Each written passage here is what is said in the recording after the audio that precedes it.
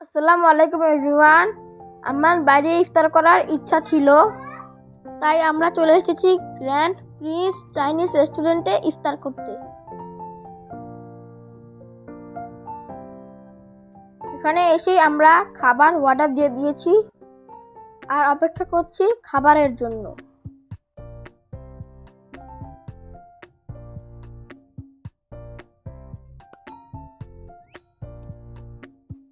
আরিয়ানা এসেই চলে গিয়েছে কিডস জোনে খেলা করতে।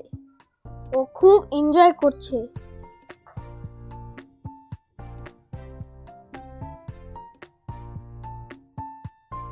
খেলা শেষে আরিয়ানা খুব ক্লান্ত, তাই আজান না দিতেই ও খাওয়া শুরু করে দিয়েছে।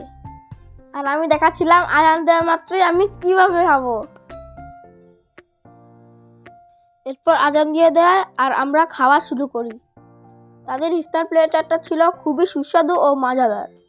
তাদের রমজানের জন্য ইফতার প্লেটার ছাড়া অন্য কিছু অ্যাভেলেবেল ছিল না, তাই আমরা পরে চলে এসেছি আল বারাকা রেস্টুরেন্টে।